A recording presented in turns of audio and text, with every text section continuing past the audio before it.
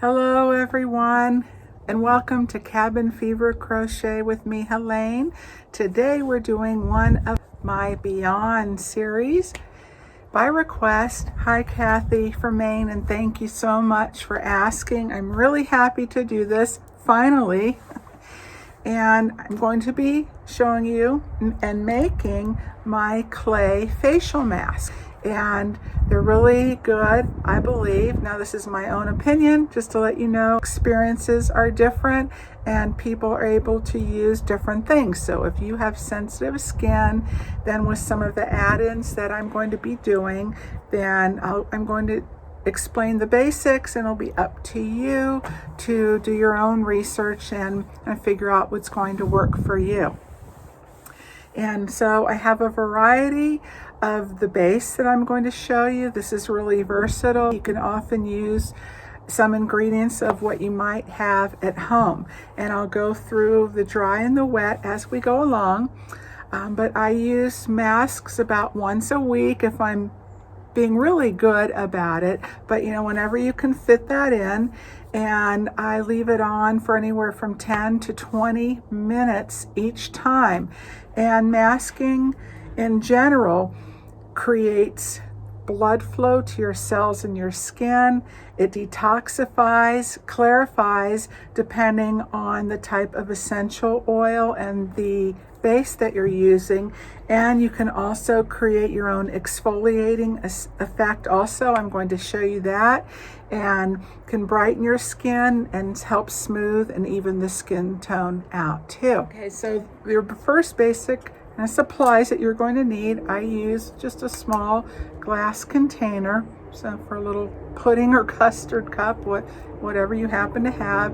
And I just don't particularly like using metal when I'm working with other minerals such as the clay, and just sometimes the metal can have its own reaction with it of some sorts, and I don't want to affect the integrity of the oils I'm using either. I have a mix of essential oils and other oils that can be as add-ons if you like to do that. So I always start with my dry ingredients and what I have on hand. And if you saw my baby body all around kind of all-purpose powder that I use, the links below where I use this clay, and if you haven't seen it and would like to, you know, or need a refresher, there it will be. And this is by Now Solutions, and it is their Moroccan red clay powder, and it's really good for sensitive skin. And even with all those detoxifying properties, it's not like super drying like some can, but there's like the white bentonite clay is also a really good middle of the road clay, but the clays will dry hard. So I'm going to show you and tell you about a couple of other add-in options, things that you can do to help prevent that, because when masking, I believe it's not good to have a mask that's going to dry hard and crack on your face. So the idea is to enhance what you have, make it better, you know, and not do anything that's going to be damaging. Okay, another add-in that I do is I put in a little bit of oat powder. So that way, after the mask is set on your face, 10, 15, 20 minutes, and when you add water to soften it, warm water at the end before you take it off, then you can, the oat powder as you're washing that off will help exfoliate as well. That's an option.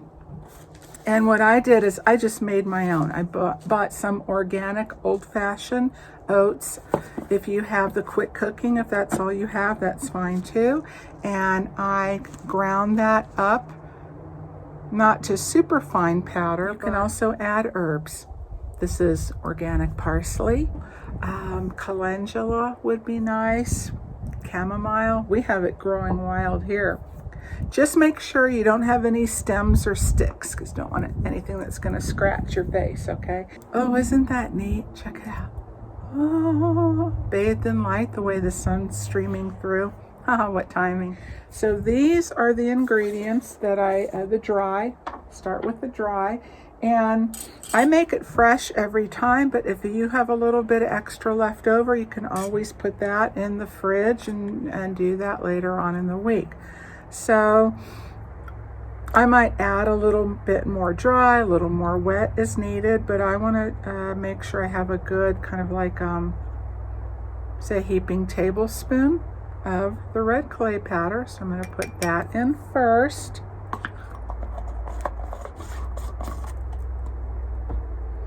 And then followed by my oat flour. Oh, and maybe just say a teaspoon's worth, okay?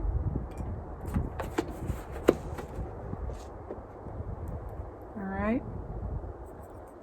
You can always add a little bit more. You know, it comes together quite well. And parsley, you might be wondering, parsley, just look up your different herbs if you want to, because parsley has its own detoxifying properties in that too. And then that also can act as a little exfoliant as well. If you have a fine mesh kitchen tool, you can always put a little bit of your herbs into that and then press it down into the mesh to get it real fine also, or you can just use your fingers. See how that just turned into a little powder? You can always mix up a batch of the dry too if you like, and then add your wet ingredients when you're getting ready to use it, and just keep that in a cool, dark place and you'll have that. And now if you have very dry skin, you can add facial oil to it, and there are a lot of different kinds of oils out there. Avocado oil, this is argan oil, jojoba's very good, coconut, olive, rosehip, grapeseed, pomegranate, and I have more a combination or oily skin. And I just put about 6 drops in there. This is the argan, but it's up to you what you want to do. And then I would put my essential oils in there, okay? Now I have quite a variety here, as you can see. And if you have several different single essential oils, you can use what you have. There are a lot that are really, really good for the skin. Or there is one blend in particular that I really like, which you could just do as a standalone. And I get my oils from Eden's Garden, link below. Eden's, all one word. And the one blend that I like, it's new from Eden's Garden, it's called Skin Love, and it has quite a few of the oils that I'm going to show you, the individual oils here. So this one I really like a lot, and I add it to my moisturizer every day, face, neck. And then if you have a bunch of single oils, then you can always get an empty bottle, a dark glass, whether it's amber or the cobalt blue. They come with the dropper, such as I showed you there, and this one with the orifice reducer. So you can make your own batch of your own facial type of blend, and then you can have that ready to go, because the shelf life is very long on these, and then you can just mix each time. One of my go-tos is the frankincense. I use that for a lot of different things. And then rose geranium, another good one for the skin. This one's really potent. Carrot seed oil, wonderful, wonderful for skin, but it has a very deep, pungent, earthy smell to it and can overpower everything else. So be very careful on that as well.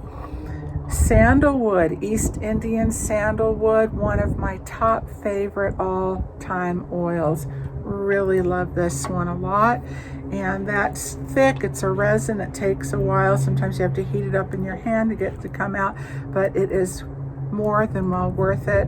I just love the smell, it's very grounding. And all of these oils have a lot of different properties in them that are good, in my opinion, for different body systems, both physically, emotionally, everything. And then here is a single oil of the German chamomile. And then you can, for more brightening and clarifying property, add 1 drop of lemon. But if you're sensitive to citrus on your skin, be very careful of that, because the citruses can cause some skin sensitivity. Okay, so then you just add in all of your different essential oils. Okay, and I'm going to go ahead and do that. All right, I put 2 of the frankincense. Oh yeah, lavender. I thought I'd grab that. Lavender is another good one. And here's that rose geranium. So I've got to be really careful. And then while I'm doing this, I just might as well tell you about the liquids. And then to mix this, you want to go really easy on the liquid. Here's the carrot seed, that pungent one. And I'm going to be real careful. It's thicker oil, so it's easier to control. Some come out, are very thin, like frankincense, come out extremely liquidy. I'm going to warm that sandalwood up for a minute. And then here's the chamomile. Okay, see if I can dispense oils and talk at the same time. You know, sometimes you can just give it a little shake, and it doesn't have to be a full drop. And this is blue. And if you see that on the edge there. Okay. So for your liquids, you want to just add a little bit at a time. There's the lemon. Oop, got 2. Okay, see how thin that was. But you don't want to make it too thin. If you do, you can just add a little more of your clay powder to it. All right. You can just use simply water. I would use a filtered, bottled water, distilled if you have it. Aloe vera gel or aloe vera juice from the plants. You can just cut one open and use it fresh from that. You can get the aloe vera juice or gel at the health food store. You can also use honey, coconut water. Yeah, and any or all of the combination of those things. I mean, just a little bit of aloe, a little honey, yogurt. I would put yogurt in this if I had some, but I'm out. This is so thick. There we go. Okay, got a little bit. I told you that takes a while.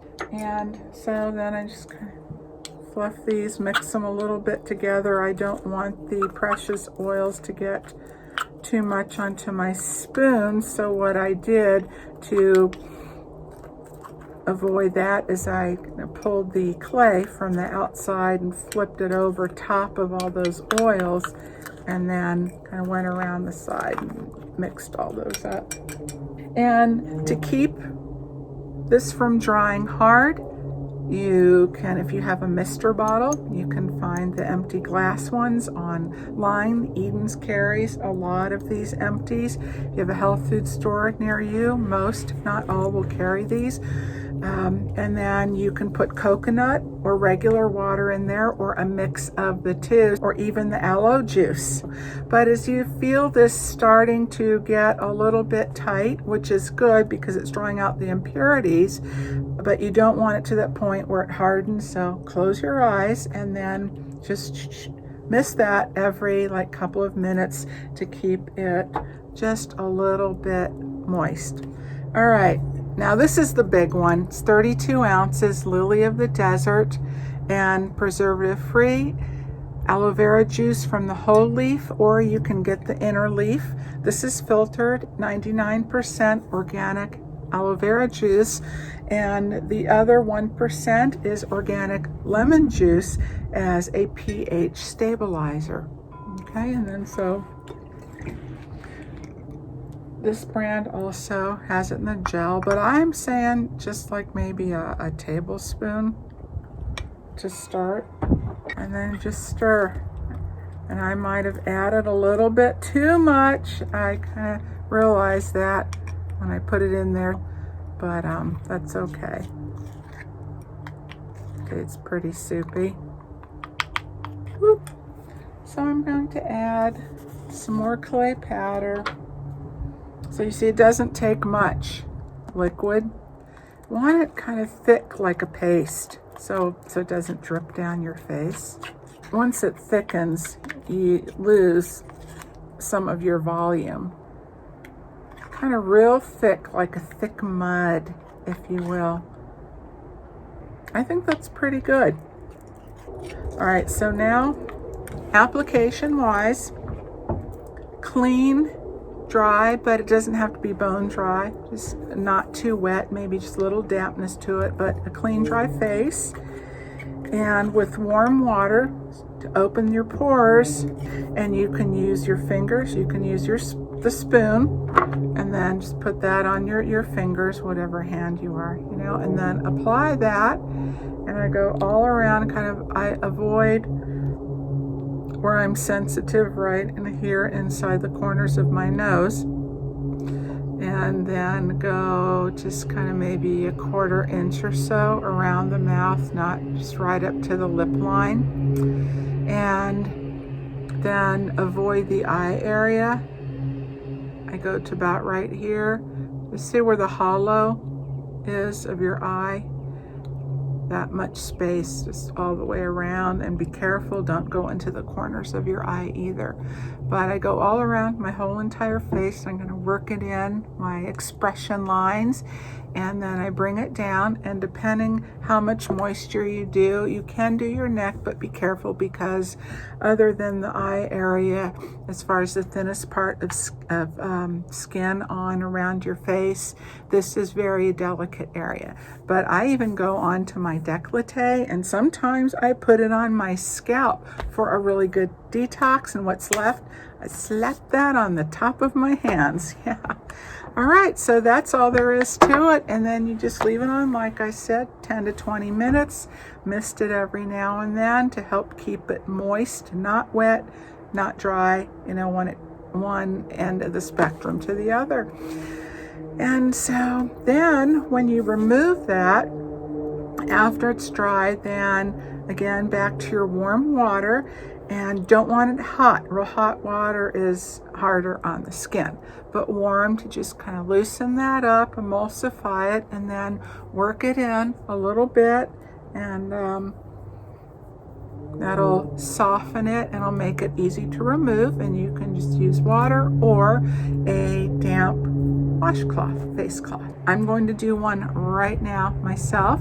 So I'm going to wash my face and show you without any kind of makeup or anything. Then I'll do the mask, and then I will come back, and then you can see if you notice a difference. So, okay, well, I will see you in just a few. Helene Unplugged. All right, well, I'm back. Thought I would show you checking the progress here. I'm about ready to take it off. So I decided to put some actually on one hand and not on the other, so you can really compare the two side by side, see if there's any difference that you notice. And another thing I want to say is that the more you keep up with your skin, the less dramatic of a difference that you will see, because it just becomes part of the routine. But if you haven't done any type of extra like skincare process like a scrub or a mask in a while or at all, then you will really, or should, see a really big difference anyway. And the more you use it, you know, the better your skin will get, and then just maintain. So once you have all the ingredients, it's just easy. You have it there, lasts a long time, you can mix it up. All right, so I'm going to start removing this from my skin, and this is a facial wipe. Ooh, baby diaper. So yeah, back to this at hand. I had a facial wipe that I used to partially cleanse my face with before I got started, and I rinsed it out really well. Anyway, all right, there's almost half my face. Okay, I'm going to finish up the rest inside. Take that off too. And I will be back again in just a few minutes, and then you can be the judge. All right, here we go. The reveal before we lose the sun altogether. Here I am. Does my skin look more toned, smoother, refreshed, brighter, youthful? I think so. It definitely is softer and smoother. All right, so now as far as my hands go, This is the one that I put the mask on, and this is the one I did not. Does that look smoother, softer? Seems like the little fine lines are smoother. Okay, so on the top, the one I did mask, on the bottom, I did not. You see how this appears more wrinkled? And through here, and this one is smoother. So there you go. Okay, so let me know what you think. Well, you don't have to put every single oil that I put in. And also, if you make extra and you happen to have more of the mask than what you need, again, you can apply it on other parts of your body. If you want to do like a foot soak kind of thing and then put that on all over in the bottoms of your feet to draw out impurities and so forth, just prop them up and let them dry. And then you can just stick them back in your little bucket of water and toss that outside if you want to. Have fun with your concoction. I always have fun with making mine and doing a little bit different each time.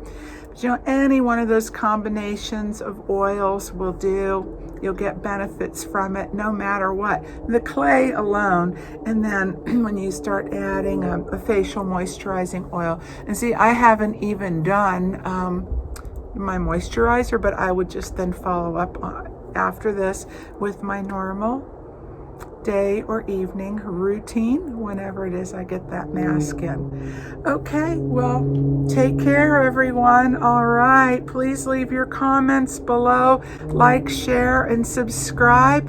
And if there's anything else that you would like to see, add that in the comment, have me see or do, and then I will see what I can do about that. All right, sometimes, as you know, it takes me a little while to get to things, but if that's something that I can work into it, I will certainly do that.